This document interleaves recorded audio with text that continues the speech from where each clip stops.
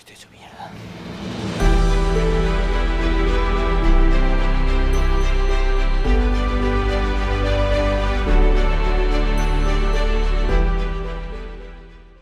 Bienvenidos a un nuevo vídeo. Seguimos en Ecuador, trabajando y rodando para el Fons Valencià per la Solidaritat, y os vamos a contar la historia de los sombreros de Panama Hat, que al contrario de lo que mucha gente piensa, no son de Panamá, son de Ecuador. Os hemos roto un mito. Actualmente podéis ir al Corte Inglés, a grandes superficies, por no citar el Corte Inglés, y podéis encontrar este tipo de sombreros a precios de 100, 200, incluso en Madrid se han llegado a ver en tiendas a $1.500. ¿Qué estaba pasando con estas mujeres? ¿Qué estaban haciendo? Lo vamos a ver ahora. Pero realmente los sombreros de Panamá no son de Panamá, son de Ecuador. Y esto tiene su historia, efectivamente, en el canal de Panamá, cuando en el siglo XIX se empezó a construir este canal y se enviaron miles de sombreros desde Ecuador, que es donde se hacían. De hecho, en concreto en la comunidad de Jipijapa, por ejemplo, son muy, muy famosos, en la provincia de Manabí, y bueno, se enviaron miles y miles de sombreros porque, bueno, pues porque eran ligeros, porque protegían del sol, porque aguantaban la lluvia, porque tenían una serie de condiciones que los hacían muy favorables para la gente que estaba construyendo el canal de Panamá. Y al final sacaron rédito económico y les llamaron Panama Hat. Sin embargo, y recientemente, desde hace relativamente poco, todavía había mujeres que trabajaban con intermediarios que construían aquí la paja. De hecho, la paja se la traen del Océano Pacífico, de la costa, viaja hasta la sierra, a la comunidad de Cañar, por ejemplo, a Biblián, donde estuvimos trabajando con el Fons, que trabaja con estas mujeres, y vimos cómo confeccionaban de manera manual, artesanal. Para que os hagáis una idea, estas mujeres ganaban $1 por cada sombrero que habían realizado. Un solo dólar por 12, 14, incluso día y media de trabajo sin parar. Mujeres que viven en casas de adobe, mujeres que apenas tienen luz, mujeres que viven en condiciones vulnerables, con muy pocos recursos. Finalmente hay intermediarios sin escrúpulos que no atienden a las necesidades reales de estas mujeres, que infravaloran su trabajo, que se aprovechan de las condiciones. Muchas de ellas no han tenido la oportunidad de ir a la escuela, de formarse, no tienen, digamos, conocimientos comerciales, pues para poder tratar con estas personas, y por lo poco que tienen se conformaban con $1, además robándoles, digamos, el origen de estos sombreros que no son de Panamá, que siempre se han hecho en Ecuador. Poco a poco la gente eso lo va sabiendo, todavía hay mucha gente que esto no lo sabe, pero lo más grave, lo más lamentable es que hayan, pues como digo, empresarios, intermediarios sin escrúpulos que puedan haberse aprovechado de estas mujeres, que además necesitan recursos para, digamos, salir de la pobreza. El trabajo del Fons y la comunidad del Cañar, entre otras muchas cosas, fue, digamos, formar, capacitar a estas mujeres para, digamos, en colaboración siempre con el ayuntamiento, en este caso el ayuntamiento de la municipalidad de Biblián, donde están construyendo actualmente, donde están realizando actualmente estos sombreros, para saber un poco manejarse con los intermediarios, saber comercializar bien y de alguna manera mejorar sus condiciones de trabajo. Lo han conseguido, algunos intermediarios se han deshecho de ellos, otros han continuado pero han negociado unas condiciones muy buenas, y ahora no recuerdo los dólares que ganan por sombrero, pero desde luego, según les decían las propias mujeres, el propio ayuntamiento y los mismos del Fons han mejorado significativamente las condiciones, cosa que nos alegramos, y ahora más que nunca pues habría que apoyarlas. De hecho, tienen una cooperativa de producción artesanal que se llama Padre Rafael González, se llama Bibliac, el cantón es Biblián y la empresa, digamos, se llama Bibliac, acabado en cat. Igual podéis buscarla en internet y podéis ver cómo construyen estos sombreros, con qué cariño, con qué detalle y de qué forma tan cuidadosa y con tanto amor. Nosotros compramos alguno para la familia, vinieron encantados a un precio relativamente bastante reducido de lo que podéis encontrarlo en Madrid, pero a un precio digno para ellas. Pues lo podéis encontrar de 30, 40, 50, quizás los más finitos un poquito más caros, pero no se va más de 50, 60 dólares y ya sería un sombrero bastante caro.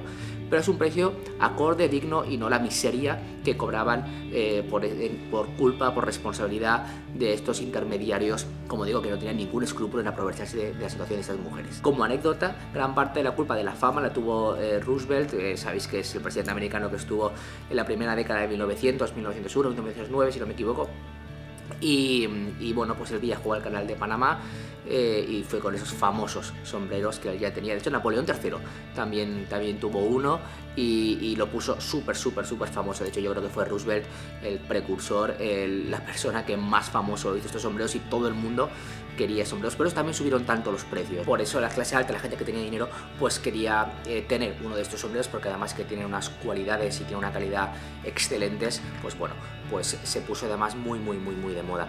Hoy en día también son sombreros, pues como digo, que no se consiguen de manera muy económica, pero que merece la pena aseguraros de que las cooperativas, de que los intermediarios, de que las empresas que están vendiendo los Panama Hat, aseguraros de dónde viene, porque seguramente vengan de Ecuador, que es el origen auténtico. Si realmente viene bajo la marca de Panama Hat, son ecuatorianos, pero ya hay otras marcas que no se llaman Panama Hat, que se llaman Bibliac, pero que son los auténticos Panama Hat. Y seguramente pues estáis apoyando a estas mujeres para que tengan unas condiciones de vida más dignas y mejoren ya no solo su vida, sino la de su entorno, la de sus hijos, la de su familia, y apoyéis realmente a lo que hace el Force Valencia, que de esto va el documental que ya tenemos unas ganas que nos morimos de enseñar, que es hacer cooperación internacional. Y parte del éxito de apoyar a estas mujeres es parte también del éxito de la cooperación descentralizada, de que no solo parte del gobierno central, sino de que cada comunidad, a través de sus oficinas de cooperación, si hablo muy rápido me lo decís, que alguno ya me lo habéis dicho, pues mejoren las condiciones de vida para una vida digna de tantas y tantas personas, de tantas mujeres, hombres y niños. Ese día además llovió un huevo y fuimos a visitar varias mujeres que hacen este tipo de sombreros. Algunos, los más complejos, por ejemplo, son a mí particularmente los que más me gustaban, son los que a lo mejor tenían algunos colores, alguno tal, pero teníais que ver realmente, porque es que el típico de Panama Hat es como el típico blanquito, con la cinta negra, tal, con una línea muy chula, muy elegante, ¿no? Pero claro, los más complicados, los que tienen colores, tienen que entrelazar ahí la paja y es realmente complicado.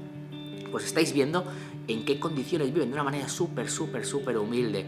Recuerdo con mucho cariño una señora que apenas se le entendía. De hecho, yo le dije era una señora mayor que hacía los sombreros, tenía un montón, como veis en las imágenes, un montón de paja para hacer ya no solo bolsos, sino accesorios, carteras, qué sé yo, que con ese material hacen un montón de cosas. Y le dije a su hija, y le diré por favor que nos hable en quechua, que nos hable en castellano. Y dice, no, te está hablando en castellano. Y no se le entendía a nadie, fue súper compleja su entrevista, pero bueno, yo creo que sacaremos alguna cosa. Estoy hecho mierda. Estamos grabando. Estamos a 3.000 metros de altura y es imposible aguantar, o sea, tener capacidad pulmonar después de dar 20 pasos. O sea, es imposible. Al menos para mí. Ellas son mujeres que están participando en el proyecto del FONS y que gracias a ellas tienen, digamos, recursos para seguir sobreviviendo. Muchos de los maridos de ellas han desaparecido, ya sea porque han emigrado, porque han fallecido.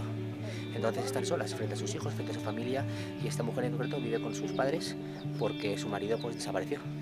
Sobre todo se veía la bondad, el cariño con el que trataba esta mujer. De hecho, en un momento apareció su marido, que no sé la cantidad de años que tendría, pero el tío venía con un cuchillo gigante que venía de trabajar en el campo, y le pude hacer algunas fotos que todavía no he podido procesar, pero que me gustaría que vierais pronto, porque además del reportaje audiovisual, del documental, estuve haciendo un reportaje que también va para el FONS y que, muestra las condiciones de vida en las que están, pero con qué cariño y con qué humildad. A veces este tipo de proyectos y visitar este tipo de países te das cuenta de que al final no necesitas tanto para vivir y para ser feliz, y que incluso en esa realidad no hace falta irnos al mito de la caverna de Platón para salir de la cueva y ver que hay un mundo mejor, pero que en ese mundo con pocos recursos, pues también se puede, siempre y cuando haya una vida digna y haya pues un agua potable, haya trabajo, haya comida, haya relativa salud.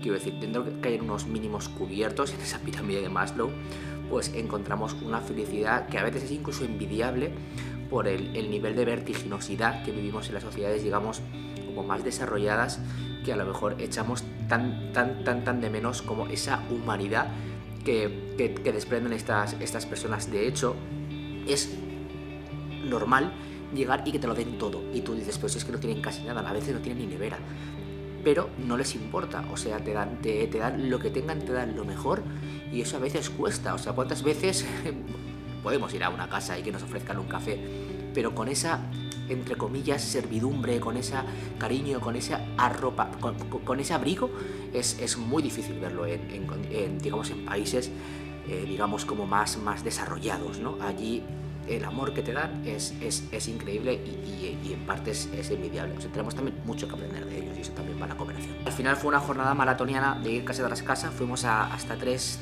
casas, se nos hizo súper de noche, pero mereció la pena. O sea, yo creo que al final conocer, como digo, estos testimonios, la manera en la que viven, en cómo construyen los sombreros o cómo realizan los sombreros, todo el mundo a comprar sombreros de Bibliat, y si no sabéis cómo, buscarlo en internet, y si no, preguntar a Force Valencia, y sobre todo para darnos cuenta de varias cosas, ¿no? Sobre todo de que cuando compramos, por ejemplo, los Paramahat, ¿no? Darnos cuenta de qué productos compramos, de qué países proceden, y en la medida de nuestras posibilidades ser conscientes de que a lo mejor podemos estar comprando determinados productos que puedan estar ayudando realmente a personas que los están produciendo y mejorando su calidad de vida. Y esto no es más que comercio justo. De hecho, en la Comunidad Valenciana, sabéis que soy de Valencia, hay una plataforma por el comercio justo, y hay un día que se reivindica productos de comercio justo, donde hay organizaciones, pues por ejemplo como Intermón, Oxfam, que están pues muy comprometidas, no solo a través del FONS, por ejemplo, también apoyando a las productoras, a las artesanas. Así que espero que os haya gustado el vídeo, que hayáis conocido la historia de Paramahat. Ya sabéis, suscribiros, daros a la campanita, darle like, y nos vemos en el próximo vídeo.